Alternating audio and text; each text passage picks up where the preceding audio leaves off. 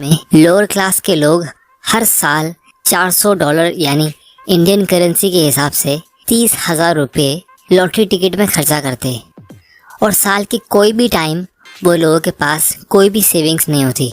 In fact उनमें से आधे लोगों के पास इमरजेंसी के लिए $400 भी बचे नहीं होते। अब आप मुझसे कहोगे कि वो लोग लॉटरी टिकट्स में खर्चा करने की जगह उन पैसों को सेव क्यों नहीं कर लेते, लेकिन उनके हिसाब से उनकी लाइफ और उनकी फाइनेंशियल कंडीशन सिर्फ और सिर्फ वो लॉटरी ही बदल सकती है, मतलब लक। और उनको लगता है कि वो हार्ड वर्क करके कभी अमीर नहीं बन सकते। उनको ऐसा लगता है कि अमीर बनना मतलब लकी होना। तो बेसिकली वो लॉटरी टिकट्स उनको उम्मीद और सपने दिखाती है। अब दोस्तों, आप में से बहुत लोग कहोगे कि ये कितनी फालतू सोच है, क्योंकि हमें पता है लॉटरी जीतने के चांसेस कितने कम होते हैं और अपनी लाइफ को पूरी तरह लॉटरी टिकट्स पे छोड़ देना मतलब करोड़ों में से एक आदमी को सक्सेस मिलेगी, तो क्या बाकी सारे लोग वैसे ही गरीबी में जिएंगे? लेकिन दोस्तों, इंटरेस्टिंग बात यह है कि अगर आप उन लोगों को समझाने जाओ तो वो उल्टा आपको बेवकूफ़ समझेंगे और शायद वो लोग आपको गलत बोल के रिटर्न में आपको बुरा फील करा देंगे, जबकि आप तो उनकी मदद करने के लिए बोल रहे थे। दोस्तों, इसीलिए ये बुक से हमें कुछ ऐसे इम्पोर्टेंट लेसन सीखने मिलते हैं। वो ये कि हम इंसान लॉजिकल नहीं हैं, हम साइकोलॉजिकल हैं। क्योंकि दोस्तों, सबको यही लगता है कि आज की तारीख में वो एकदम परफेक्ट फैसला ले रहे हैं अपनी लाइफ के लिए, लेकिन फिर भी जब कुछ साल गुजर जाते हैं और जब लोग पीछे पलट कर देखते हैं तो वो यही सोचते कि काश उन्होंने कुछ ऐसा कर लिया होता तो उनकी लाइफ कुछ और होती। और दोस्तों, जब बात फाइनेंशियल डिसीजंस की आती है तो चाहे वो अमेरिका के लोअर क्लास के इनकम वाले लोग हो या इंडिया के मिडिल क्लास या दुनिया में कोई भी अमीर इंसान, हम ज़्यादातर फैसले इमोशंस यानी जज्बात के बेसिस पर लेते हैं, जैसे डर या लालच, और फिर उसको लॉजिक से जस्टिफाई करते हैं कि हमारा फैसला लॉजिकली बिल्कुल सही है। दोस्तों, इसकी एक वजह ये होती है कि हमें कुछ चीज़ें कुछ सालों बाद सीखने मिलती है जो हमें पहले सीख लेनी चाहिए थी। इसीलिए दोस्तों, आज मैं कुछ ऐसे इम्पोर्टेंट लेसन्स इस बुक से शेयर करने वाला हूँ जो हमारी साइकोलॉजी और माइंडसेट से रिलेटेड है, जिसकी वजह से हम जाने अनजाने में गलत फैसले लेते हैं, जिसको आज सुधार कर आप जल्दी फाइनेंशियली फ्री हो सकते हो। तो दोस्तों, आगे बढ़ने से पहले अगर आप इस चैनल में नए हो तो आप इस चैनल को सब्सक्राइब कर सकते हो और बेल आइकन को प्रेस कर देना ताकि आप ऐसे इम्पोर्टेंट वीडियोस मिस ना कर दो। तो चलिए शुरू करते हैं। Lesson number 1, true wealth is what you don't see. दोस्तों, एक तरफ होती है लग्जरी कार्स, बढ़िया सा घर, इंस्टा पे वैकेशन की फोटोज।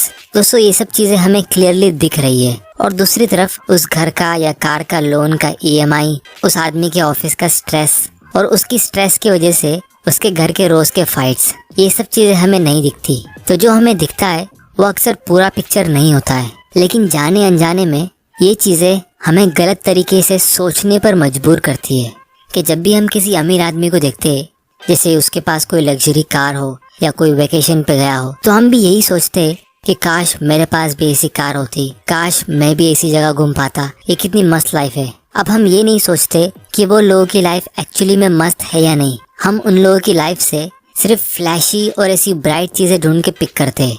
और दोस्तों, हमें ये चीज याद रखनी चाहिए कि जिस वजह से उस आदमी ने कार ली थी कि लोग उसकी इज्जत करेंगे, लेकिन एक्चुअली में लोग उसकी नहीं बल्कि उसकी कार की इज्जत कर रहे हैं। दोस्तों, क्योंकि जब भी हमारे सामने से कोई कार गुजरती है तो हम हमेशा यही कहते हैं कि वाह क्या कार है। हम कभी ऐसा नहीं कहते कि वाह क्या आदमी है। और इसी वजह से लोगों के दिमाग में एक परसेप्शन बैठ गया है कि अमीर मतलब आपके पास दिखाने के लिए कुछ होना चाहिए, लेकिन रियलिटी में एक्चुअल वेल्थ वो होती है जिससे हम आज़ादी की ज़िंदगी जी सकते हैं। क्योंकि सबसे बड़ी और सबसे इम्पोर्टेंट चीज़ जिसे हम पैसे से खरीद सकते हैं तो वो है हमारा खुद का टाइम। अगर आपके पास दुनिया की सारी दौलत है लेकिन उसको एंजॉय करने का टाइम नहीं, क्योंकि आप पूरा टाइम ऑफिस में बिजी रहते हो और उस काम को आप पसंद भी नहीं करते, तो आपके इतने अमीर होने का फ़ायदा क्या? दोस्तों, इसीलिए इस बुक के ऑथर हमें ये कहते हैं कि दूसरों को दिखाने के लिए खर्चा करना मतलब गरीब होने का सबसे सिंपल और आसान तरीका है और अमीर रहने का सबसे मुश्किल। तो अगर आप किसी आदमी के पास कोई अच्छी कार देखते हो, जैसे मान लो 50 लाख रुपए की है, तो आप उससे ये नहीं पता लगा सकते कि वो आदमी एक्चुअली में वेल्दी है या नहीं, लेकिन उससे हमें ये चीज़ ज़रूर पता चलती है कि उसके धन में से 50 लाख रुपए कम हो गए हैं। लेसन नंबर 2, यू पे अ प्राइस फॉर एवरीथिंग। दोस्तों मान लो आपको एक कार खरीदनी है और उसका प्राइस है 12 लाख रुपया। तो आपके पास अभी 3 ऑप्शंस हैं। पहला, आप 12 लाख रुपए पे कर दो। दूसरा, अगर आपको उतना खर्चा नहीं करना तो आप कोई सस्ती कार ढूंढ लो। तीसरा, किसी दूसरे आदमी की कार चुरा लो। अब दोस्तों 99% लोग कार चुराने वाला ऑप्शन नहीं चुनेंगे, क्योंकि उन्हें पता है कि फिलहाल तो कार मिल जाएगी, लेकिन उसके बदले आगे जाके फ्यूचर्स में जो प्रॉब्लम्स होगी वो बहुत ज़्यादा हो सकती है। तो उसके बेनिफिट जो हमें क्लियरली दिख रहे हैं वो उसके नुकसान से काफ़ी छोटे हैं, जो फिलहाल नहीं दिख रहे। लेकिन अगर कोई आदमी गाड़ी चुराता है तो हम उसको यही कहेंगे कि उसने गलत फैसला लिया, फिर चाहे उसको कोई सज़ा मिले या नहीं मिले, क्योंकि हमें ऐसी चीज़ें दिख रही है जो उस आदमी को नहीं दिख रही। इसीलिए हम 99% लोग गाड़ी को चुराना नहीं पसंद करेंगे, फिर भले हम कोई सस्ती या सेकेंड हैंड कार ढूंढ लेंगे, क्योंकि हमें पता है नथिंग इज़ फॉर फ्री। उसी तरह जब आपको अमीर बनना है और इन्वेस्टिंग से अपने पैसों को ग्रो करना है तो आपके पास 2 ऑप्शन है। या तो आप अपने पैसों को ऐसी जगह इन्वेस्ट करो जहां आपको सबसे ज़्यादा लॉन्ग टर्म फ़ायदा होगा, यानी अच्छा रिटर्न्स मिलेगा, जैसे ऑथर कहते हैं इंडेक्स फंड में या डायरेक्ट स्टॉक्स में। लेकिन उसके लिए आपको उसको सीखना पड़ेगा। उसका प्राइस वही है, और ये प्राइस आप डॉलर्स या रुपीस में नहीं पे करोगे, बल्कि डाउट, अनसर्टेनिटी, थोड़ा टाइम देके उसके बारे में सीख कर पे करोगे। लेकिन उसके बदले में आपका फ्यूचर ब्राइट होगा। और दूसरा ऑप्शन ये है कि आप अपने पैसों को कोई सेफ जगह पर रख दो, जहां आपको ज़्यादा रिटर्न्स नहीं मिलेगा, लेकिन आपके पैसे सेफ रहेंगे, जैसे बैंक एफडी में या गोल्ड में। तो उससे आपको सेफ्टी तो मिल जाएगी, लेकिन उसके बदले में आपको उतना प्रॉफिट नहीं मिलेगा, और वही उसका प्राइस होगा। तो इसी तरह ये ऑप्शन में आप खराब रिटर्न्स लेकर इसका प्राइस पे करते हो। अब दोस्तों यहाँ पे सच बात ये है कि मैक्सिमम लोग ये दूसरा ऑप्शन चुनते हैं, जिसको मॉर्गन हाउसेल इस बुक के ऑथर कार चुराने वाले ऑप्शन जैसा कहते हैं।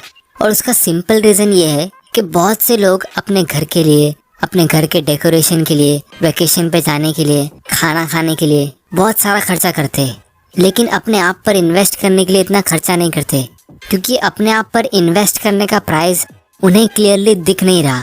और उन लोगों के लिए वो दिखाने वाली चीज़ ज़्यादा इम्पोर्टेंट है, जैसे घर, गाड़ी या फिर फिक्स्ड डिपॉजिट का फिक्स्ड इंटरेस्ट।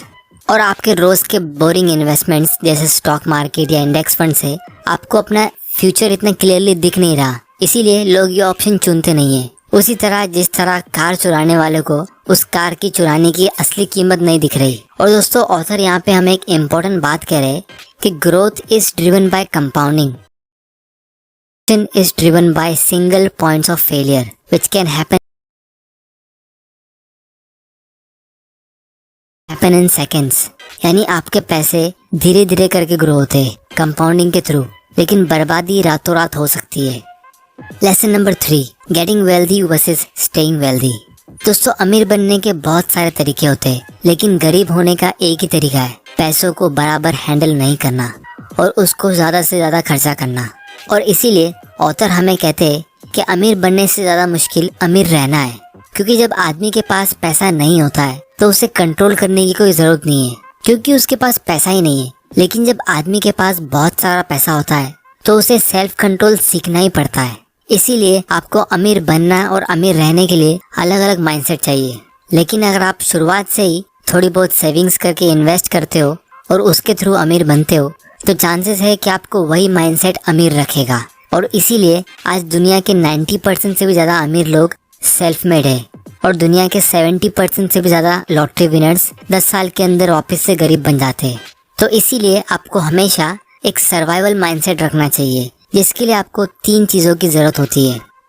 सबसे पहला, aim to be financially unbreakable. मतलब आप अपने आप को मेंटली और फाइनेंशियली इतना स्ट्रांग बना दो कि मार्केट साइकिल से आपको कुछ फ़र्क ही ना पड़े।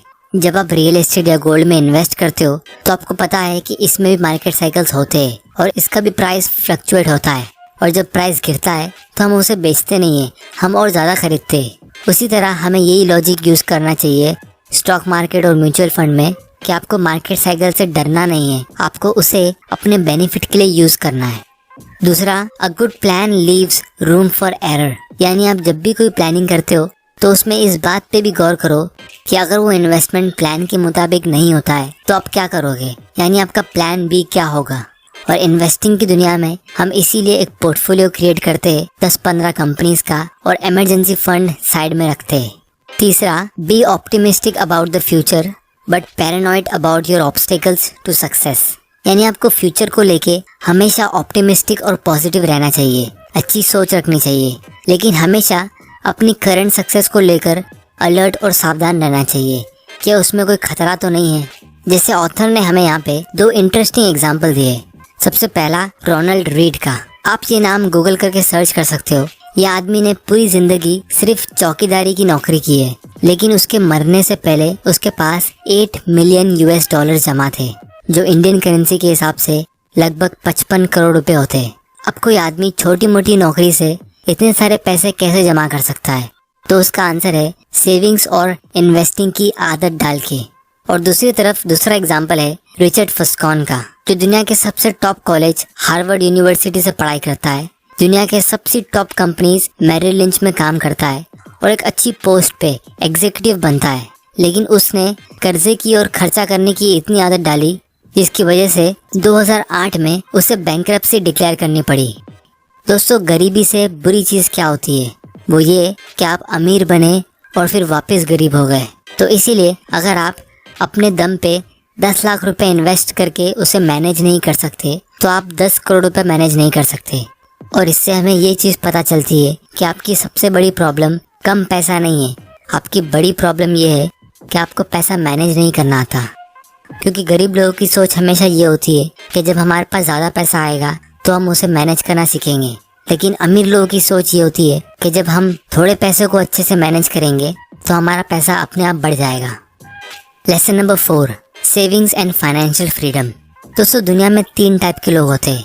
एक वो जो सेव करते, दूसरे जिन्हें लगता है वो सेव नहीं कर सकते, और तीसरे जिन्हें लगता है उनको सेव करने की ज़रूरत ही नहीं। आई एम श्योर आप तीसरी कैटेगरी में नहीं आते हो क्योंकि आप ये वीडियोस देख रहे हो। दोस्तों, हम सेविंग्स के बारे में बहुत सुनते। आपको बचपन से आपके पेरेंट्स ने कहा होगा कि पैसे सेव करा करो, लेकिन ये सेविंग्स इतनी इम्पोर्टेंट क्यों है? क्योंकि हर एक रुपया जो आप सेव करके इन्वेस्ट करते हो वो आपका फ्यूचर का वो टाइम खरीदता है जो शायद किसी और ने खरीद के रखा था। तो इसीलिए ऑथर के हिसाब से अगर आपकी सैलरी कम भी हो तो भी आप अमीर बन सकते हो, लेकिन अगर आप सेविंग्स करते ही नहीं हो तो आप कभी अमीर बनोगे ही नहीं। लेसन नंबर 5 और सबसे इम्पोर्टेंट, मॉर्गन हाउसल के लाइफ टिप्स। सबसे पहला, अपने सारे फाइनेंशियल डिसीजंस इंडिपेंडेंटली लो। ये सोच के नहीं कि मुझे किसी को दिखाना है या किसी ने किया था इसलिए मुझे भी करना है। Advice number 2, live below your means. क्योंकि सबसे बुरी चीज़ अगर आप कोई कर सकते हो तो वो ये है कि आप अपने फ्यूचर की कमाई को आज ही खर्चा कर दो। Advice number 3, derive pleasure from free और लो कॉस्ट एक्टिविटीज़ जैसे एक्सरसाइज, रीडिंग, पॉडकास्ट, लर्निंग। क्योंकि ज़िंदगी के असली मज़े फ्री और छोटी मोटी चीज़ों में जो रोज़ होती है, और इससे आप हेल्दी भी रहोगे, वेल्दी भी रहोगे और वाइज भी रहोगे। Advice number 4, maintain 20% of cash as emergency. वो इसलिए क्योंकि जब भी स्टॉक मार्केट में क्रैश होता है तो आपको अपने इन्वेस्टमेंट को कम पैसे में बेचने की ज़रूरत नहीं पड़ेगी, आप अपना इमरजेंसी फंड यूज़ कर सकते हो। Advice number 5, the first rule of compounding is to never interrupt it unnecessarily. आपकी actual wealth long term investing से ही ग्रो होगी, कंपाउंडिंग के थ्रू, लेकिन उसकी कंडीशन ये है कि आप उसे बिना रोक टोक के कंपाउंड होने दो। Advice number 6, every investor should pick a strategy that has the highest odds of successfully meeting their goals। और ऑथर के हिसाब से इंडेक्स फंड लोगों के लिए सबसे बेस्ट चॉइस है। Advice number 7, 3 key elements of Housel's approach: a high savings rate, patience and long term optimism। क्योंकि दोस्तों, बहुत सारे लोग सपने देखते हैं कि उनको करोड़पति लोगों वाली लाइफ जीनी है, दुनिया में बेहतरीन जगह घूमना है, लेकिन एक्चुअली में उनके बोलने का मतलब ये होता है कि उन्हें करोड़ रुपया खर्चा करना है, जो उनकी कही हुई बात से बिल्कुल ऑपोजिट है। क्योंकि अगर आप अपना करोड़ रुपया खर्चा कर दोगे तो करोड़पति कैसे कहलाओगे। तो दोस्तों, आज की वीडियो में इतना ही। अगर आपको ये वीडियो से कुछ सीखने मिला तो इस चैनल इन्वेस्ट माइंडसेट को सब्सक्राइब कर लेना और बेल आइकन को प्रेस कर देना ताकि आप ऐसे इंपॉर्टेंट वीडियोस मिस ना कर दो। और दोस्तों, कमेंट के जरिए आप मुझे बता सकते हो कि मैं नेक्स्ट वीडियो कौन सी टॉपिक पे बनाऊं। अगर आपको ये वीडियो पसंद आया तो इसे लाइक करिए, नहीं पसंद आया तो डिसलाइक करिए। आपका वैल्यूएबल टाइम देने के लिए thank you. And good bye.